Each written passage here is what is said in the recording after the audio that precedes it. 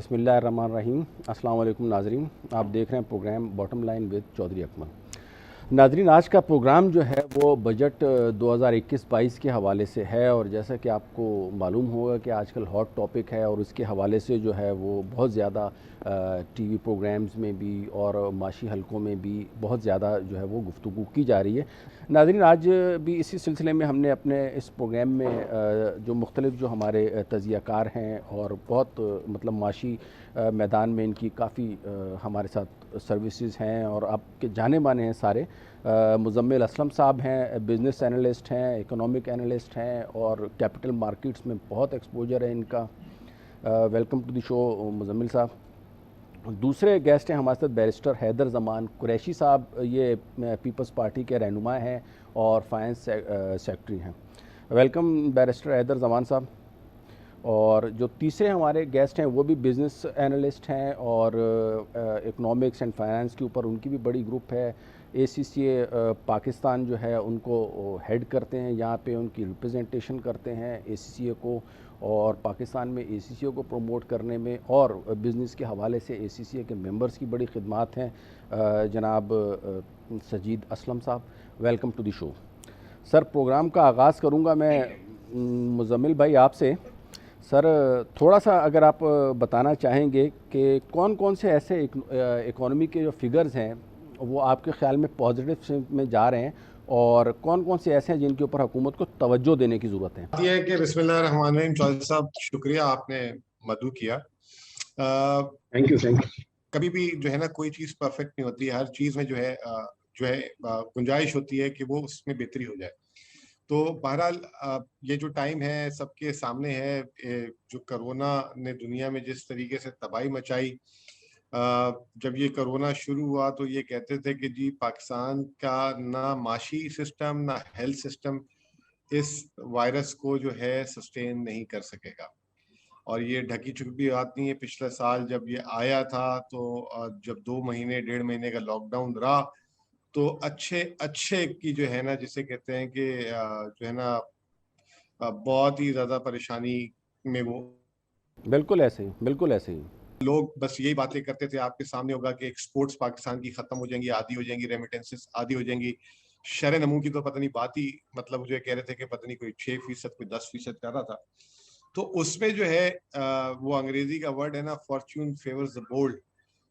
ये हमारे prime minister ने अपनी माली हालत को देखते हुए एक फैसला किया कि जी इकोनॉमी को एक स्मार्ट और डेटाबेस तरीके से खोल दिया जाए, जिसे स्मार्ट लॉकडाउन का अल्फाज भी कहा जाता है। और जिसको जो है उस वक्त हमने देखा था कि बड़ा क्रिटिसिज्म भी हुआ था कि कहीं ऐसा ना हो कि ये वायरस इतना फैल जाए कि संभालना मुश्किल हो जाए। एक इंपीरियल कॉलेज की स्टडी आई थी कि सिर्फ 10 अगस्त 2020 को जो है पाकिस्तान में 80,000 अमवात होंगी कोरोना से। अल्हम्दुलिल्लाह अभी तक हम 20-22 हजार जब से शुरू हुए हैं पहुंचे, वो एक दिन की बात कर रहे थे। अच्छा मुज़म्मिल भाई, sorry to interrupt you. Muzammil भाई, जो जो माशी इशारे जो पॉजिटिव सिम्त में है, थोड़ा सा अगर हमारे नाजरीन को आप गाइड कर देंगे उस हवाले से कि इस वक्त कौन कौन सी जो इकोनॉमिक इंडिकेटर्स हैं वो पॉजिटिव साइन या पॉजिटिव चीज़ें शो कर रहे हैं। देखें, जो सबसे अहम चीज़ है वो थी शरह नमू। क्योंकि शरह नमू जो होती है वो बताती है कि आपकी मुल्क की दौलत का पैमाना किधर जा रहा है, बढ़ रहा है, कम हो रहा है, और वो किस रफ्तार से बढ़ रहा है। पाकिस्तान की आपको पता है आबादी का तनासुब 2-2.25% से बढ़ता है। अगर हमारी शरह नमू जो है 3-4% से बढ़े तो कोई खास नहीं बढ़ती। तो लेकिन ये कि इस साल का हमारा जो टारगेट था 2.1% का था, जो बढ़ा के 3 कर दिया था, आखिर में जो है ये 4% के करीब आ गया। उसकी वजह यह है कि आपकी जो है ज़राअत की जो क्रॉप है वो जो है वो बहुत रोबस्ट हो गई। और लार्ज स्केल मैन्युफैक्चरिंग जिसमें डोमेस्टिक और एक्सटर्नल इंडस्ट्रीज दोनों जो है उसमें जो है हमने देखा कि अच्छी ग्रोथ है, 9% आई। अच्छा सर, ये जो ग्रोथ की आप बात कर रहे हैं ज़राअत में और इंडस्ट्री में, और इसी तरह ये जो GDP का जो आप ग्रोथ की जिक्र कर रहे हैं, ये कांस्टेंट प्राइस के ऊपर है या करंट प्राइस के ऊपर है, ये जो ग्रोथ जो शो की गई है। जी, जीडीपी हमेशा कांस्टेंट प्राइस पे बताई जाती है, मार्केट प्राइस से तो 14% बढ़ी है। 2005-6 से, मतलब अगर हम इसको कंपेयर कर रहे हैं ना, 2005-6 का कांस्टेंट का फिगर लिया हुआ है इन्फ्लेशन का। पाकिस्तान का बेस ईयर 2005-6 और एट कांस्टेंट प्राइस है। करंट मार्केट प्राइस से तो जीडीपी आपकी 14 से 15% बढ़ी है। अच्छा मुजम्मिल भाई, एक छोटा सा सवाल यहाँ पे उठता है। देखिए हम बेसिकली ये जो 3.94 की ग्रोथ की बात कर रहे हैं, ये जो है लास्ट ईयर जो है one of the worst economic year कहा जा सकता है, जिसमें हमारी इकोनॉमिक परफॉर्मेंस जो है वो जीडीपी ग्रोथ माइनस में थी। अगर उसके मुकाबले में हम बात करते हैं कि जी 3.94, तो आप मुतमईन हैं इससे कि ये बहुत अच्छी परफॉर्मेंस है। बल्कि आप तो, मुझे अच्छी तरह याद है, आपने तकरीबन जून जुलाई में ही ये फोरकास्ट कर दी थी। लेकिन मेरा सवाल ये कि आप इससे मुतमईन हैं कि माइनस वाले फिगर से 3.4 पे जंप करना is really, do you think it is satisfactory performance? देखिए, मैं तो हमेशा से अपने मेरा जो एक पैमाना रहा है कि मैं देखता हूं कि आपके इर्द गिर्द वाले किस तरह परफॉर्म कर रहे हैं। अगर आपके इर्द गिर्द वाले आपसे अच्छा परफॉर्म कर रहे हैं तो हम उसे अंग्रेजी में कहते हैं आपने अंडर परफॉर्म किया। अगर आपके इर्द गिर्द वाले आपसे बुरा परफॉर्म कर रहे हैं तो हम अंग्रेजी में कहते हैं आपने आउट परफॉर्म किया। तो पाकिस्तान ने इस वक्त आलमी मईशत को आउट परफॉर्म किया है, ना सिर्फ के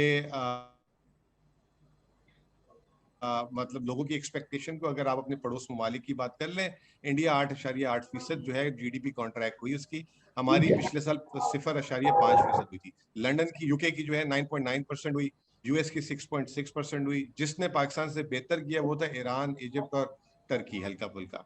तो अगर आप ग्लोबल जीडीपी स्केल को देखें तो उस पर आपने आउट परफॉर्म किया है सबको। और पाकिस्तान वाहिद मुल्क था जिसने अपनी एक्सपोर्ट लेवल को सस्टेन किया, रेमिटेंसेस को डबल किया। टैक्स जो है आपका 3,900 से 4,700 अरब की तरफ जा रहा है। तो ये तमाम इशारे जो हैं वो ये बता रहे हैं कि आपने जो है। अच्छा मुजम्मिल भाई, आप साथ ही रहिएगा। बैरिस्टर साहब को मैं ज़रा शामिल करना चाहूँगा प्रोग्राम में। बैरिस्टर साहब, आपके ख्याल में जो हुकूमत की माशी परफॉर्मेंस है, अगर हम थोड़ा सा इसका क्रिटिकली जायज़ा लें तो आप इसको किस तरह देखते हैं? बिस्मिल्लाहिर्रहमानिर्रहीम, बहुत शुक्रिया।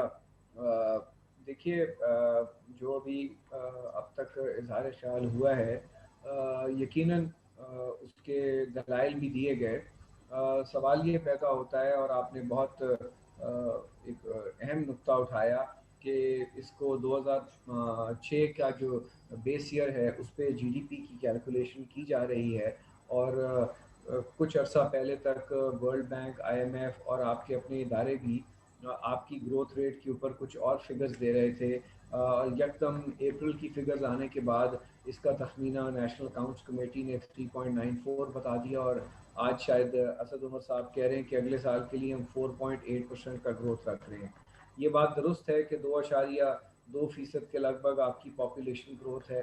पिछले साल आप मनफी ग्रोथ में गए, उससे पिछले साल भी बिल्कुल नेग्लिजिबल हुई। तो जब मवाजना किया जा रहा है और हुकूमत की कारकर्दगी के बिगल बजाए जा रहे हैं कि कोरोना के बावजूद बहुत कुछ कर दिया गया, तो कोरोना का जो इम्पैक्ट है उसको भी हम डिस्कस कर लेते हैं कि उसका इम्पैक्ट क्या आना था और क्या आया।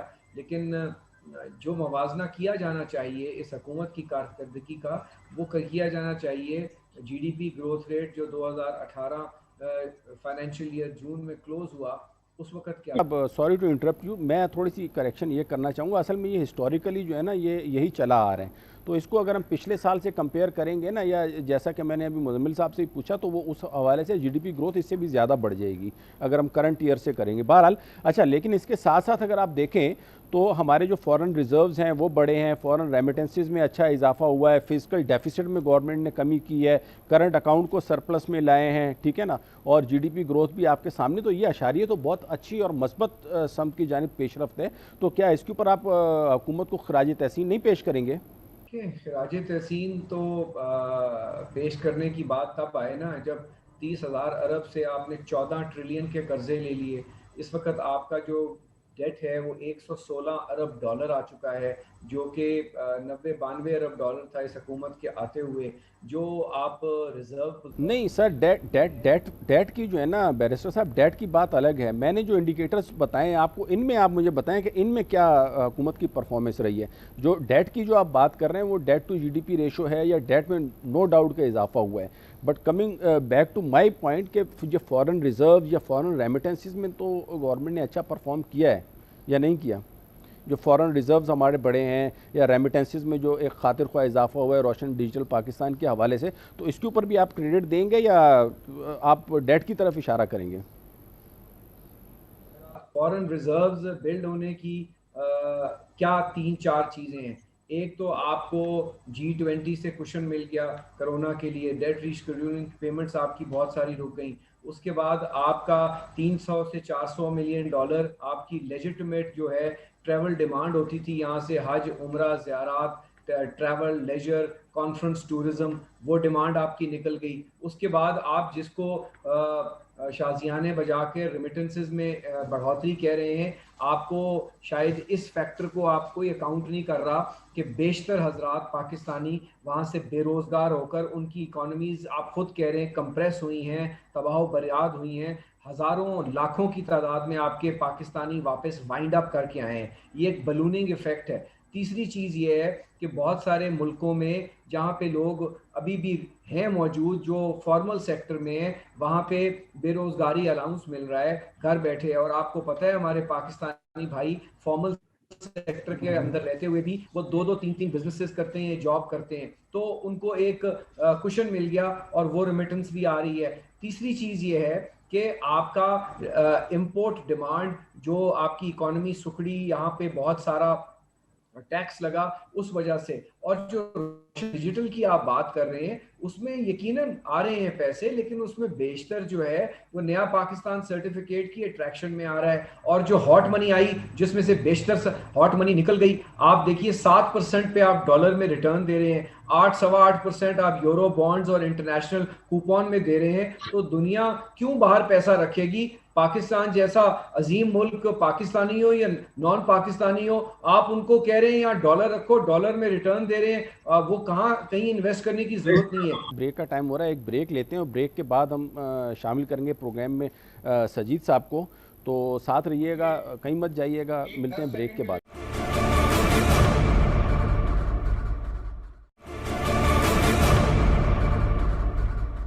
Welcome back to the show नाजरीन। ब्रेक से पहले जो है हमारी बात हो रही थी बैरिस्टर साहब से, और अब हम बात करेंगे सजीद असलम साहब से, ACC पाकिस्तान के हेड हैं। सर, आप ओवरऑल इकनॉमिक आउटलुक पाकिस्तान का जो है वो किस तरह देखते हैं? आपने मुजम्मिल भाई की भी बात सुनी, आपने बैरिस्टर साहब की भी बात सुनी, तो ओवरऑल जो इस वक्त इकनॉमिक आउटलुक है, अगर आप उसके ऊपर बात करें और साथ ही साथ आप फर्दर क्या प्रपोज करेंगे बजट 2021-22 के लिए? थैंक यू अकमल साहब।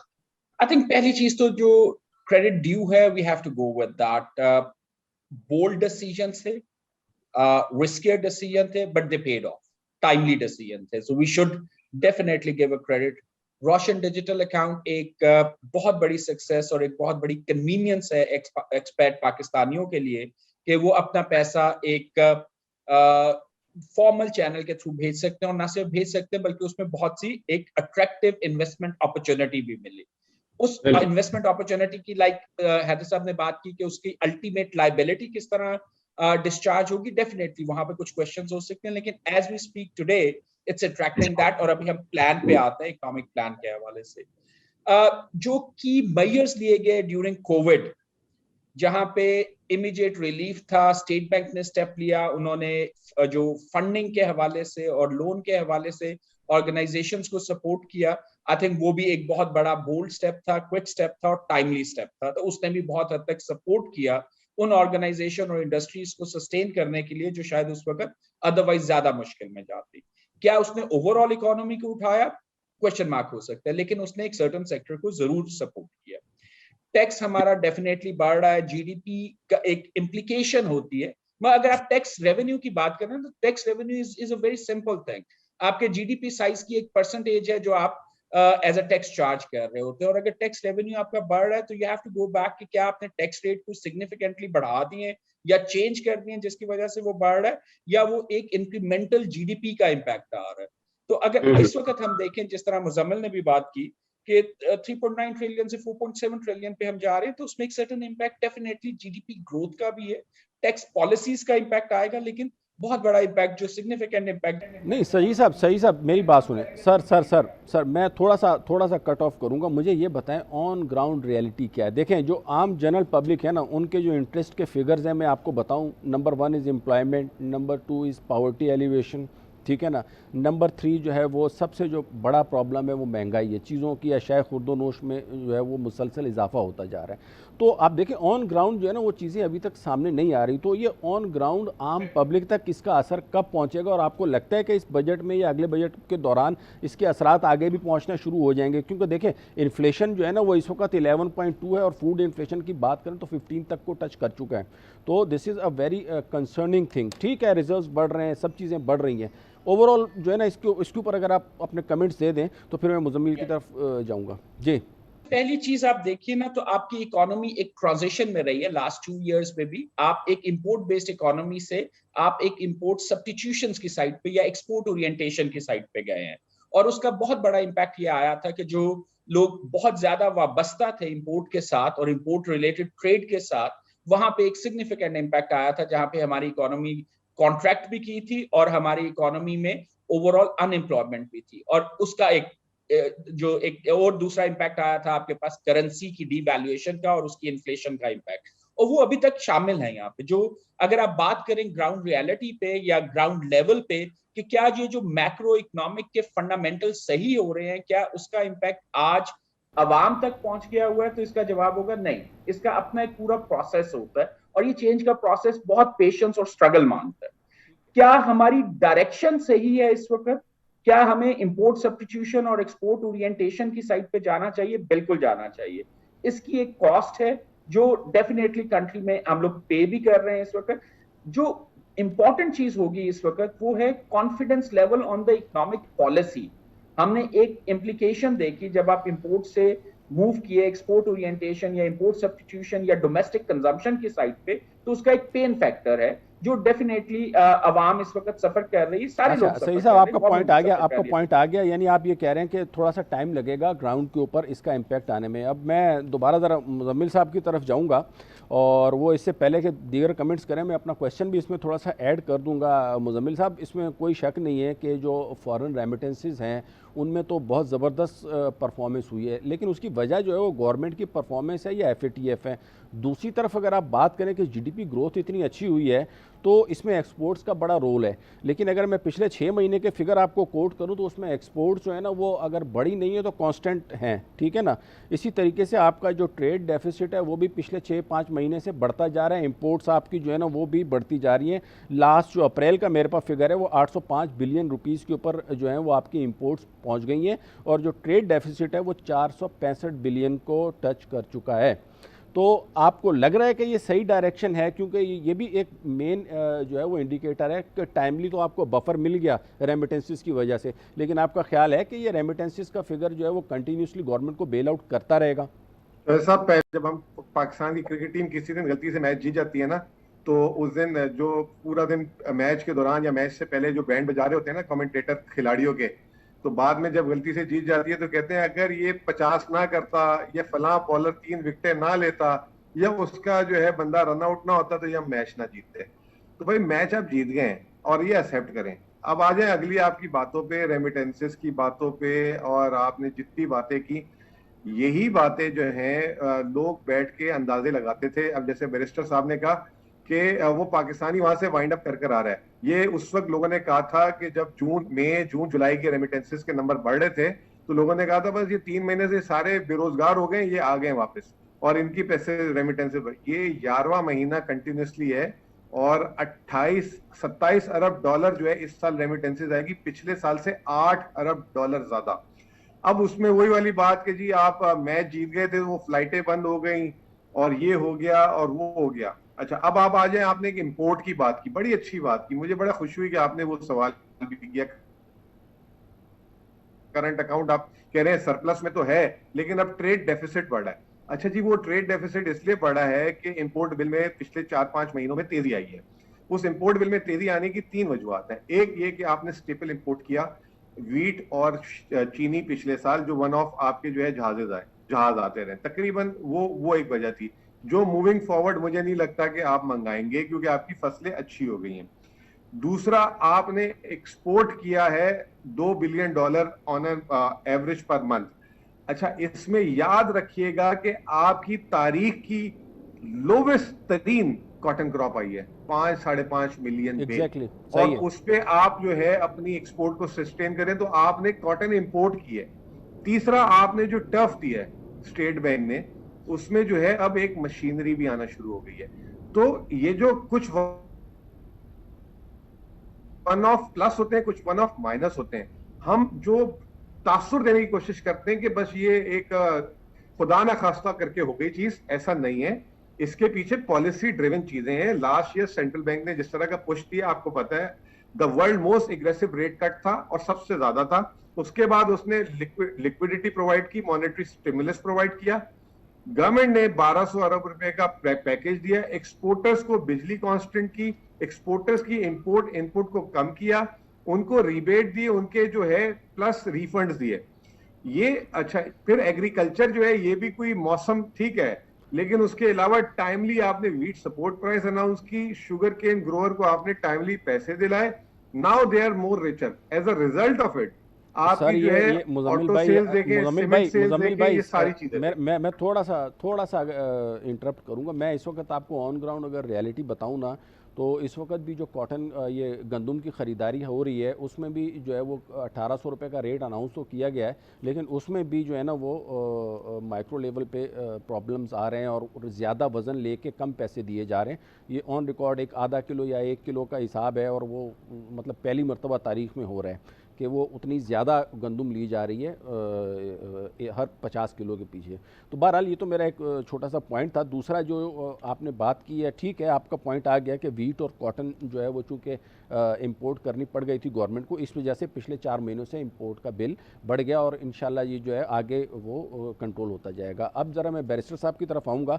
सर, आप ज़रा ओवरऑल जो है ना इसके ऊपर इसको कंक्लूड कर दें कि क्या मतलब अब ट्रेड डेफिसिट के हवाले से और अगली बजट के हवाले से आपकी क्या तजावीज़ हैं?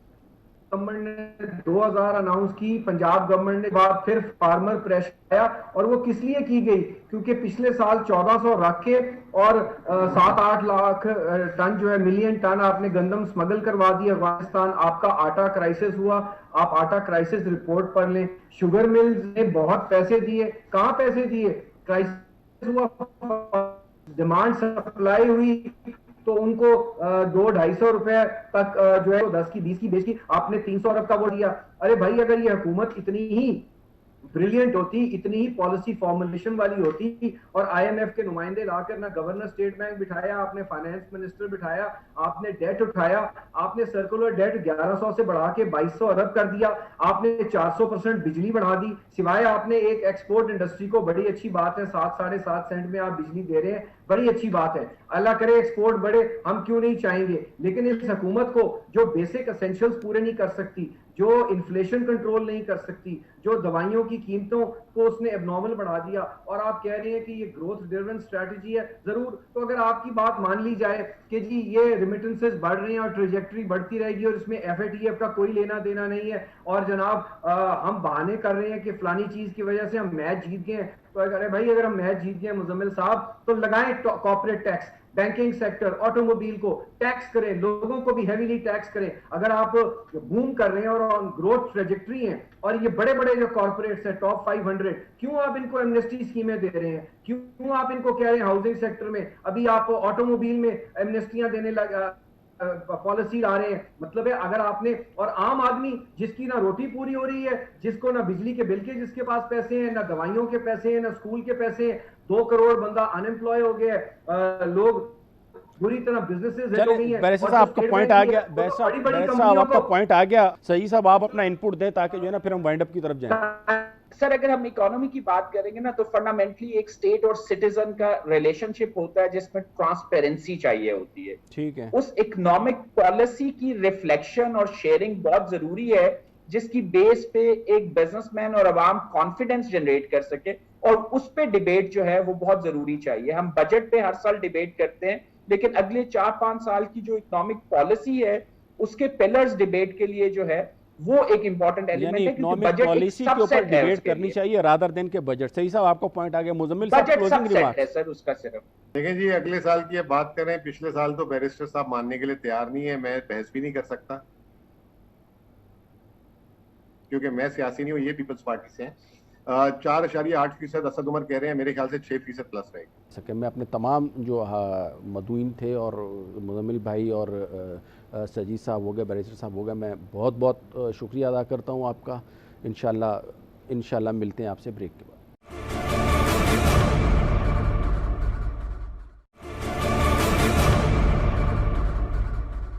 वेलकम बैक नाजरीन। प्रोग्राम में हमें ज्वाइन किया है जनाब शब्बर जैदी साहब ने। किसी तारुफ के मोहताज नहीं है, फॉर्मर चेयरमैन हैं FPR के, और इसके अलावा institute of chartered accountants of Pakistan के प्रेसिडेंट रह चुके हैं और जानी मानी शख्सियत हैं, किसी तारुफ के मोहताज नहीं है। बग़ैर किसी हुज्जत के हम जो है ना फर्दर इनसे अपना क्वेश्चन करेंगे। सर, आपने एक जो है वो टैक्स के हवाले से शौकत तरीन साहब को कुछ तजावीज़ दी है। उसमें आपने एक तजवीज़ ये दी है कि बिल्कुल विदहोल्डिंग टैक्स के रेट्स में कोई चेंज नहीं किया जाए। तो सर, अगर टैक्स में चेंज ना किया जाएगा तो रेवेन्यू कैसे बढ़ेगा? नहीं, मैंने कहा सब टैक्सेस का किसी भी टैक्स में रेट में चेंज नहीं किया जाए। अच्छा, यानी किसी भी रेशो में चेंज ना किया जाए, वैसे टैक्स का रेट नहीं बढ़ाया जाए, जो है वो रहने तो सर इससे फिर वो कैसे बढ़ेगा, हमारा रेवेन्यू कैसे बढ़ेगा? रेवेन्यू तो टोटल वैसे टैक्स का रेवेन्यू देखें ना, इस वक्त भी हम 4,700 अरब पे ही खड़े हैं, वही पुराना फिगर है हमारा। ये तो अगर आप बढ़ा देंगे तो ही वही रहेगा, उसमें फ़र्क क्या पड़ेगा? रेट बढ़ाने से कोई टैक्स तो नहीं बढ़ जाता ना। अच्छा, तो आप ये कह रहे हैं कि गवर्नमेंट को ये चाहिए कि इसके ऊपर टैक्स के सर्किल को बढ़ाए, टैक्स नेट को बढ़ाए। जी। अच्छा, उसके अलावा जो है आपकी मजीद क्या तजवीज़ है, उसके ऊपर आप क्या? देखिए, मैंने वो डिटेल में दे दी है, आज पब्लिक में बिजनेस क्वार्टर में वो आ भी गई है। अच्छा। और मैंने ये इसलिए दी है कि मैं जो पिछले 5-6 महीने से देख रहा हूँ कि मुख्तलिफ तजावीज़ आती हैं, तो कोई मतलब स्टेटस को से हट के बात नहीं कर रहा। ठीक है। अगर आप मेरी तजावीज़ देखें, मैंने कोई भी तजवीज़ वो नहीं दी है जो आम आदमी कह रहा है। ठीक है। क्योंकि मैं इस चीज़ को बड़ी अच्छी तरह जानता हूँ। ठीक है। और हम अगर हमारा सिर्फ सवाल ये कि हमें अगर मुनाफ़त के साथ ही खेलना है तो मैं उस मुनाफ़त के साथ खेलने में तैयार नहीं हूँ। तो आप मेरी तजावीज़ को पॉइंट टू पॉइंट पढ़ते जाएँ तो आपको समझ आ जाएगा मैं क्या कहना चाहता हूँ। बस इसीलिए जो है ना हमने ये सेशन रखा ही इसलिए ताकि पॉइंट टू पॉइंट आपकी जो तजावीज़ हैं उनको डिस्कस किया जाए, उसके क्या इम्पैक्ट्स आएंगे। तो मैं यही आपसे जानना चाह रहा पहला मैंने ये कहा है कोई रेट चेंज नहीं करें। तो इससे क्या इम्पैक्ट क्या आएगा? कोई ज़रूरत नहीं, क्या ज़रूरत है? हर रोज़ ये कौन सी कुरान में लिखा है कि हर साल रेट चेंज किया जाए? कहीं लिखा है? देखिए, जिस तरीके से इन्फ्लेशन बढ़ रहा है, क्या रेट कम बढ़ रहा है? गवर्नमेंट को उससे कोई ताल्लुक नहीं है। बिला वजह की बहस कर रहे हैं आपके, रेट बढ़ा दें, कम कर दें, क्या करें बिला वजह की? क्या? अच्छा, उसके बाद पॉइंट ऑफ सेल, और उसके ऊपर भी गवर्नमेंट ने आपकी इस तजवीज़ के ऊपर जो है ना, वो मेरे ख्याल में जब आप खुद भी चेयरमैन थे उस वक्त भी इसके ऊपर कोई इतना खातिर ख्वाह जो है ना उन्होंने गवर्नमेंट नहीं किया। गवर्नमेंट ने नहीं, क्या किसने रेजिस्टेंस? कानून तो खत्म नहीं किया ना, कानून तो जगह मौजूद है। पॉइंट ऑफ सेल भी होगा और NIC कार्ड भी होगा। मैंने NIC कार्ड में ये कहा है कि 50,000 की लिमिट को आपको कम लगती है ना, 10 लाख रुपए कर दें। तो 10 लाख करेंगे तो फिर उससे क्या फ़र्क पड़ेगा? 10 लाख रुपए करेंगे तो बहुत सारा कुछ चलेगा, बाजार फिर भी सामने आ जाएगा, सारा होलसेलर सामने आ जाएगा। अच्छा। सारा होलसेलर सामने आ जाएगा। देखें सर, देखिए ये वो चीज़ है जो अब वो चचूदर है जो ना उंगलेगी ना निकलेगी। मैं गवर्नमेंट के हाथ में वो चीज़ डाल के आया हूँ कि जो इनसे उंगलेगी ना निकलेगी। अब ये दुकानदार इससे निकल नहीं सकेंगे। शब्बर भाई, ये पाकिस्तानी कौम है, यहाँ पे कोई आपको अंदाजा नहीं है कि ऐसी कोई बात नहीं है। आप कानून बनाते पहले और ऐसी कोई तोड़ने के बात नहीं, तरीके पहले ढूंढ नहीं लेते सर, हैं। ऐसी कोई बात नहीं है, ऐसी कोई बात नहीं है। अच्छा, उसके बाद आपने बैंकों से कैश निकालने पर जो है खत्म कर दो, उसमें क्या आता है? कुछ भी नहीं आता। क्या सर जी, सब खत्म कर देंगे तो उसमें पैसा कहाँ से आएगा? गवर्नमेंट कहाँ से? उसमें आता क्या है?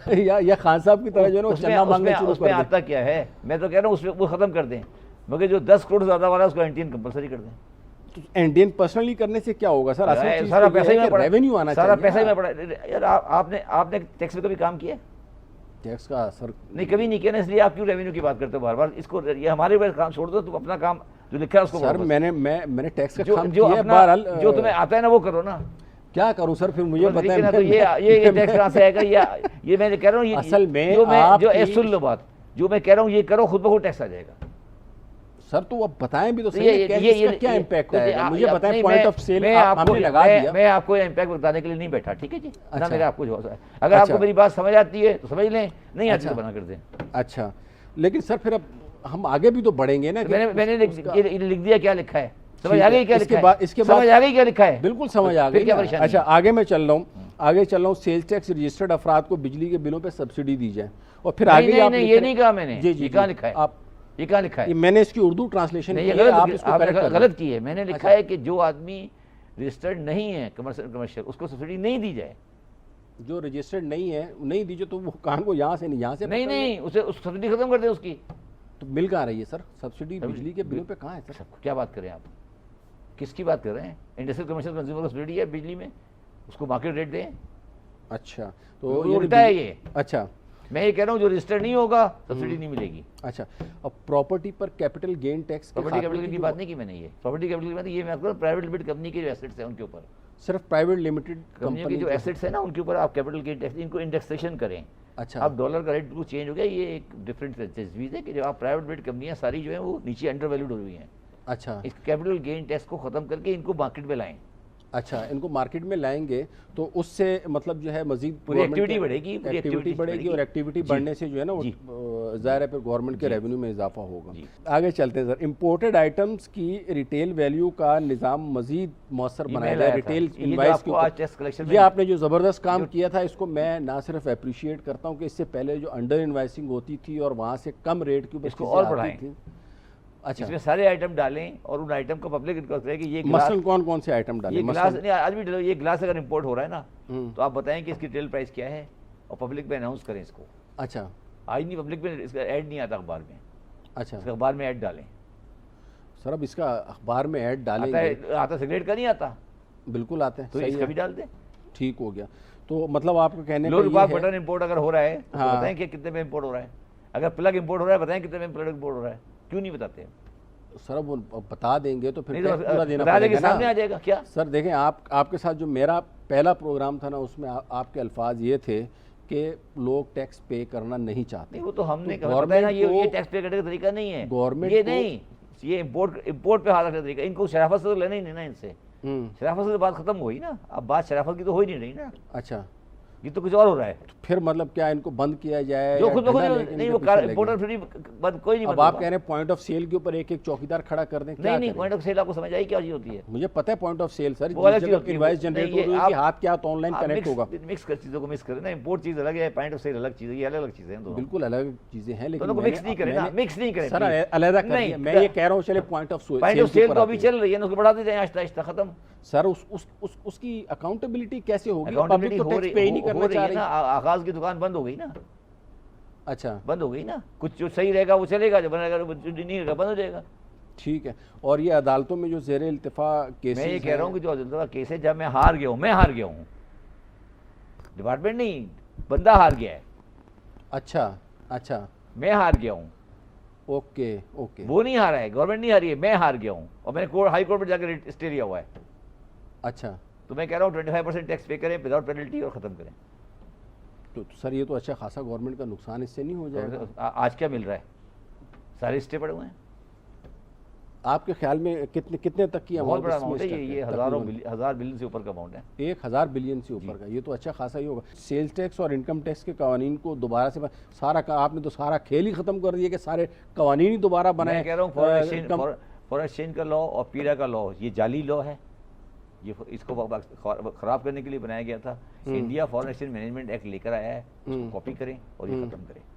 ये बकवास, देखिए 1947 का एक्ट है, 47 को हो गए तकरीबन कितने साल हो गए?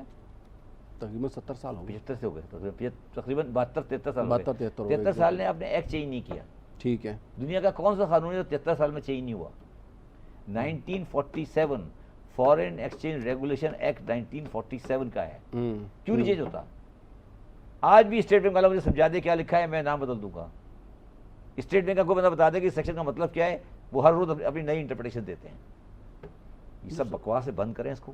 इंडिया ने दुनिया का कोई फॉरेन एक्सचेंज लॉ अब 47 का नहीं है। अब दुनिया वो नहीं है, अब दुनिया वो नहीं है जो 47 में होती थी। फॉरेन एक्सचेंज के स्टैंप लगा करते थे, कैश डॉलर लिया था। अब आप इस पे क्रिप्टो करेंसी में डील कर रहे हैं और फॉरेन करेंसी एक्ट 1947 लेके चल रहे हैं। ये क्या बकवास, ठीक, खत्म करें इसको। ठीक है, ये इसको भी ख़त्म कर दिया। अच्छा, अब मैं ये कह रहा हूँ कि इनकम टैक्स और सेल्स टैक्स में भी क्या खामियां मौजूद हैं, उनमें भी खत्म कर देना। मैं लिखा है मैंने लिखा है ना कि ये अब इतनी मोटी किताब है ना। सर ये पहले वाला भी तो आप नहीं बनाया है। नहीं पहले वाले नहीं में मैंने तो बनाया था आपका ना, वो contribution मैंने था ना, क्या करें? नहीं इतनी थी ना, हाँ। अब आपने उसे इतनी कर दी। तो वो जब तो मैं IFRS सुन लेना मेरी बात सर, जिस जमाने हम IFRS पढ़ते थे ना, तो इतने से थे। मैं देखिए मैंने सेल टैक्स एक्ट 1990 लिखा, इतना था, अब वो ठीक इतना हो गया। फिर मैं इनकम टैक्स लाया, इतना था, वो इतना हो गया। ये ख़त्म करें। ये एक आम आदमी के लिए कानून इररिलेवेंट है। ये ठीक इतनी है। मोटी किताब, एक रिटेलर है जो दुकान लेके बैठा हुआ है। फिर क्या करें, फिर क्या टैक्स, मतलब क्या सीधा सीधा उसको बोल दें भाई इतने पैसे दो और जान छुड़ाओ? नहीं दुनिया में यार, आखिर दुनिया भी चल रही है ना, आसमान से सर उतरे। फिर आप बताएं ना, आपने तो लिख नहीं, दिया कि तो आप- ये मैंने- सेल्स नहीं, इनकम ये टैक्स क्या खत्म लिखा करें। है, ये क्या लिखा है, पढ़ो। लिखा हुआ है कि इनको असर नौ तरतीब हाँ, दी है, हाँ। उसमें मतलब क्या तरतीब दी है, मतलब कि क्या जो- चीज़ ले आइए? जो एक कंपनी का लॉ है वो अलग होगा और रिटेलर का अलग होगा, होलसेलर का अलग होगा। ये इस तरह नहीं हो सकता कि आप उसी के अंदर सब कुछ डाल दें और आपको ITO कंफ्यूज करता रहे बैठ के। अच्छा, यानी कहने का मकसद आपका ये है कि अब ये इनकम टैक्स और सेल्स टैक्स जो बनाए जाएं वो हर एक टाइप ऑफ बिजनेस के लिए जैसे मैंने सेपरेट बनाए जाएं जैसे और हर मैंने- एक अपनी अपनी जैसे किताब मैं- खोले जैसे- और हाँ, उसमें से बस- देखें बस- मुझे बस कितना खत्म दे हो रहे हैं। बस खत्म। ठीक है ना, बजाय इसकी को इतनी लंबी चौड़ी किताब पढ़े, किताब जाए जो आपको समझ भी नहीं आए किसी को, समझ में और बिल्कुल उसमें सही पता है। नहीं क्या क्या लिखा होता है। ठीक है, तो आप अलग अलग किताबें बनाएं, अपील कर सेक्टर सकते- वाइज। हाँ, जी ठीक हो गया। यानी उसमें, यानी अगर फर्ज करें सर्विसेज है तो सर्विसेज वालों की जी, मैंने अलग इस तरह बन बनाया था जाए। ना, शेड्यूल बनाया, बैंकिंग का बनाया, स्टॉक ठीक एक्सचेंज है। का बनाया, ये मेरे हाथ के बनाए हुए हैं सारे। बैंकिंग का बनाया, स्टॉक एक्सचेंज का बनाया, इंश्योरेंस का बनाया, ऑयल कंपनीज का बनाया। अब इसमें आप और डालते जाएं, रिटेलर का बनाया, अभी और डालें और इसको सही करते जाएं। अच्छा करते हैं सर। आपने फिर अपने टेन्योर में ये चीज़ें इम्प्लीमेंट ये क्यों सब नहीं चीज़ें की, ये सारी चीज़ें की। इनमें से एक चीज़ भी जो मैंने नहीं की, कहाँ है इनमें सर? से एक बताए, मैंने NIC लाया, कहाँ है? मैं तो implement तो नहीं हुआ ना? नहीं लॉ लेकर आया, POS लेकर आया, 5,000 का उसके नोट ऊपर कितनी बड़ी रेजिस्टेंस आई, ये भी तो आपने देखा ना। मैं इसीलिए बाहर आ गया, खत्म। अब आप बाहर आ जाएंगे तो ये हल है क्या इसका? हल बताएं ना सर, जबर भाई हल बताएं मैं आप। आपके लिए हल बताने के लिए बेटा, आगे चलें। चलें सर, अब आगे चलते हैं सर, सारा आगे आगे चलते जाते हैं। तो आगे चलते हैं सर। अब देखें, क्रिप्टो करेंसी के हवाले से क्या बात की मैंने एक लास्ट, अब थोड़ा सा अब तो हमारे पास तकरीबन 3 से 4 मिनट मजीद हैं। मैं सिर्फ इतनी सी अर्ज़ करूँगा आपसे, थोड़ा सा हम FBR से हट के, ये क्रिप्टो करेंसी और डिजिटल करेंसी आजकल बहुत ज़्यादा इन है। अच्छा, इस हवाले से मैंने ना पिछले हफ्ते भी एक प्रोग्राम किया था। अच्छा, उसमें इस हवाले से बड़ी सट्टा, जैसे स्टॉक एक्सचेंज में नहीं सट्टा होता था, तो उस तरीके के लोगों ने ग्रुप्स बनाए हुए और उसमें लोगों को जो है ना वो कर रहे थे। इसके ऊपर SECP क्या सो रही है या FIA वाले सो रहे हैं? मुख्तलिफ लोगों ने ग्रुप्स बनाए हुए और उस पर गलत फाइनेंशियल मैनेजमेंट के उसूल बता के और उन लोगों से एक सर्टेन अमाउंट जो उनसे भी ले रहे हैं और गलत चीज़ों में इन्वेस्ट करवा रहे हैं। ना कोई डाइवर्सिफिकेशन है, ना कोई पोर्टफोलियो मैनेजमेंट आप है। इसको रेगुलेट नहीं कर सकते।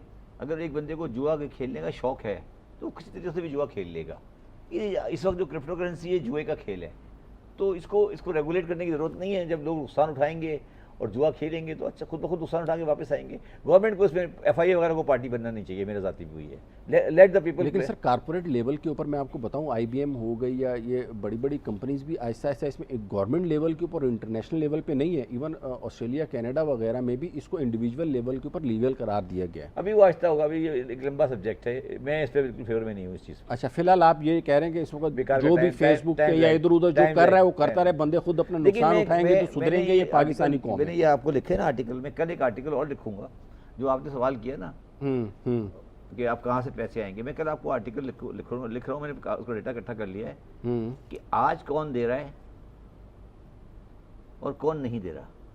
सही है। ये टैक्स दे रहे हैं, टैक्स दे रहे हैं, टैक्स दे रहे हैं, हम देते हैं, हम देते हैं, हम देते हैं। तो मैंने सारा डेटा इकट्ठा किया कि आज कौन दे रहा है और कैसे आता है और हम कहाँ से लाएंगे और क्या चीज़ है। ठीक ये है। जो आप कहते हैं ना कि आपने क्या किया, आपने क्या नहीं किया, ये आप लोगों को थोड़े अरसे बाद समझ आ जाएगी कि हमने क्या किया और क्या नहीं किया। अच्छा, अभी आपको शायद समझ नहीं आ रही वो बात पूरी तरह। सर बिल्कुल आप अच्छा, इंडस्ट्री के हवाले से अगर हम बात करें सर, देखें कोविड मैंने इसमें इंडस्ट्री वाली बात आपने नहीं की, मैं वो उसी पे मैंने नहीं की ना। देखिए मसला ये है कि जो आपके मतलब की आती है वो आप कर देते हैं। सर, तो मतलब सारे किए, नहीं, सारे जो पॉइंट आप- शेयर जो किए आपको- शब्बर भाई, जहाँ अब ये आपको- ज्यादती है। जहाँ आपको चार्ट मसाला नजर आया आपने बोल दिया, जो मैंने एक इतनी बड़ी बात की वो आपने भूल गए। सर वो शुरू कर रहा हूँ ना, वही तो शुरू कर रहा हूँ ना कि इंडस्ट्री को सब्सिडी दी जाए। अभी तक तो दी नहीं है, ठीक है ना। मैंने तो क्या लिखा? एक्सपोर्ट आप अपनी कैसे बढ़ाएंगे? मैंने उसमें क्या लिखा है, तो गवर्नमेंट का इरादा तो लग नहीं रहा मैंने ना। क्या लिखा उसके अंदर, आपने यही लिखा हुआ है ना क्या कि लिखा है मैंने? जो स्मॉल इंडस्ट्री है ये उसको- स्मॉल नहीं लिखा कहीं, चले फिर कहीं आप small explain- नहीं लिखा। आप एक्सप्लेन कर दो। स्मॉल नहीं लिखा। मैंने लिखा है कि जो इंडस्ट्री बिजली, महंगी बिजली की वजह से और सेल टैक्स दे रही हो, एक्सपोर्ट तो आती नहीं उसके अंदर, एक्सपोर्ट सेल टैक्स देती नहीं है। जो इंडस्ट्री पाकिस्तान में इसलिए बंद हो रही है क्योंकि वो इम्पोर्ट का मुकाबला नहीं कर सकती और इम्पोर्टेड चीज़ सस्ती है और वो महंगी है, उसको आप सेल टैक्स में रिबेट दे 5% की, सेल्स टैक्स में रिबेट, ये लिखा हुआ है। लेकिन सर सस्ती बिजली जो ये लिखा हुआ है ना, हाँ मैंने पढ़ लिया, एग्री बिजली का ताल्लुक ही नहीं है, इसका कोई ताल्लुक बिजली से नहीं है। मैं ये कह रहा हूँ बिजली नहीं दें आप सस्ती उसको, सेल्स टैक्स पे रिबेट आपको ये गिलास अगर बाजार में पड़ता है 20 रुपए का, ठीक है, और पाकिस्तान में बनने में पड़ता है 25 का, इसलिए बिजली महंगी है, लेबर महंगी है, लॉ नहीं, ऑर्डर नहीं है, ये नहीं है, वो नहीं है। तो पाकिस्तान ने मुझे रोजगार देने के लिए और इस नदी को खड़ा होने के लिए मुझे इसको 5 रुपए की रिबेट देनी पड़ेगी, और देनी चाहिए, क्योंकि वो अल्टीमेटली अगर नहीं देंगे तो चोरी से बेचेगा वो। देखिए मेरी बात समझे, इसको ये समझें, ये जो कुछ मैंने लिखा है ना, ये आप और आपके जानने वाले सारे इसको 2 साल बाद पढ़ेंगे, फिर समझ आएगी कि क्या लिखा है। नहीं वो 2.5 सफ़े के अंदर ना पूरी पाकिस्तान की मईशत है। वो मैंने आपकी जो है ना पूरी बात से एग्री करता हूँ। इसमें जो जो चीज़ें जो है ना वो आपने मेंशन की हैं वो बहुत ज़बरदस्त हैं, और इसके ऊपर मेरे ख्याल में तो जो पॉइंट हैं इसलिए मैंने ये इनके ऊपर मेरा अगर कोई इरादा नहीं तो था अमल लिखने किया का। जाए सुन लो, तो सुन लो, जो है ना मेरा कोई नो इरादा नहीं था डाउट। लिखने का, मगर जब मैंने जहालत की देखी ना लेवल, कि वही बात, वही पुराने तरीके, ये यूं कर दें, विद होल्डिंग को कम कर दें, विद होल्डिंग को बढ़ा दें, ये कर दें, वो कर, तो मैंने तंग आके ना बैठ के ये लिखा कि यार ये तो जाहिलों वाली बातें बंद नहीं करेंगे। ठीक है, ये जहालत करते रहेंगे। और इवन हमारे बड़े बड़े इदारे जो बड़े सो कॉल्ड इदारे हैं उनको कुछ समझ नहीं आती ना, उन्हें ना अच्छा। मगर अब मैं इस नतीजे पहुंचा हूँ, आपको मैं कह रहा हूँ कि ये सब पार्टी हैं। ठीक है। अच्छा सर, आखिरी सवाल, ये शौकत तरीन साहब से जो एक्सपेक्टेशन है, ये एक्सपेक्टेशंस के ऊपर पूरा उतरेंगे या नहीं उतरेंगे? जो गवर्नमेंट की एक्सपेक्टेशन हो सकती है, इकोनॉमी ग्रो करे। इकोनॉमी ग्रो तो देखिए एक आदमी से नहीं करती, मिनिस्ट्री पूरी वो चला रहा है, is representative of the ministry ना, नहीं करती। इकोनॉमी ग्रो करती है सर, वो कर सकता है या नहीं कर सकता, ये बताएं। इंटरनेशनल फैक्टर्स से होती है, और दूसरे ग्रो होती है जब आप एक पॉलिसी लेके चलें जो कंसिस्टेंसी हो। मैंने इसीलिए पहली पॉलिसी ये रखी है कि कोई चीज़ चेंज नहीं करे बड़ी, किसी बंदे को ये नहीं कहेंगे तुम्हारा नया टैक्स लग गया, इसमें कोई नया टैक्स नहीं लगाया गया, देख रहे हैं आप, ठीक है, कोई नया टैक्स है। चलें, अगर इसका वो एक मिक्स एंड मैच करके शौकत तरीन साहब इसके ऊपर फॉलोइंग करते हैं तो आपके ख्याल में ही विल बी सक्सेसफुल? इससे पहले भी वो रह चुके हैं वज़ीर ख़ज़ाना। ये शौकत तरीन और इमरान खान से ऊपर की बात है। अच्छा, तो फिर मतलब क्या करें, जो बाइडेन से रिक्वेस्ट करें? क्या मेरी बात सुना, ये उससे ऊपर की बात है। अच्छा, ये वो चीज़ें हैं जो हमें करनी पड़ेंगी। ठीक है, ठीक है ना, आज नहीं करेंगे कल करेंगे, ठीक, कल नहीं करेंगे परसों करेंगे, जो बाइडेन से बात करने की जरूरत नहीं है। ये वो चीज़ें हैं जो पाकिस्तान की मईशत को करनी है। ठीक है, ठीक है, आप आज नहीं करेंगे तो कल कर देंगे, कल करेंगे तो परसों कर देंगे। कोई आदमी ये डिसएग्री नहीं कर सकता कि यार ये बात लिखिए, ये गलत है। ठीक हो गया। देखिए ना, यहाँ बात सवाल ये ना कि क्या आपने ही पूरा पढ़ा होगा, आप मुझे बताएं इनमें से किस चीज़ से आप डिसएग्री करते हैं? नहीं, इनमें से तमाम चीज़ें बिल्कुल एग्री करने वाली हैं। और अब सिर्फ सवाल ये है ना सर, लेकिन इसके लिए रेजिस्टेंस बड़ी आएगी सर, आपको पता है हमारी ताजिर कम्युनिटी का रेजिस्टेंस आएगी, और उसके लिए हौसला चाहिए। रेजिस्टेंस तो हर नबियों पैगंबरों को आइए, तो हम तो बहुत छोटे लोग हैं। ठीक है नाज़रीन, आपने प्रोग्राम देखा, शब्बर ज़ैदी साहब की गुफ्तगू भी सुनी, और उसमें इन्होंने जो टैक्स तजावीज़ दी हैं आपके सामने स्क्रीन पे भी चल रही होंगी। तो मुझे उम्मीद है कि अगर हुकूमत इन तजावीज़ के ऊपर भी अमल करे, 100% ना करे, कुछ भी कर दें, तो मेरा ज़ाती ख्याल भी यही है कि इससे टैक्स के ऊपर, बहरहाल टैक्स रेवेन्यू के ऊपर और अल्टीमेटली इकॉनमी के ऊपर अच्छा इम्पैक्ट पड़ेगा। Thank you very much. अल्लाह हाफ़िज़।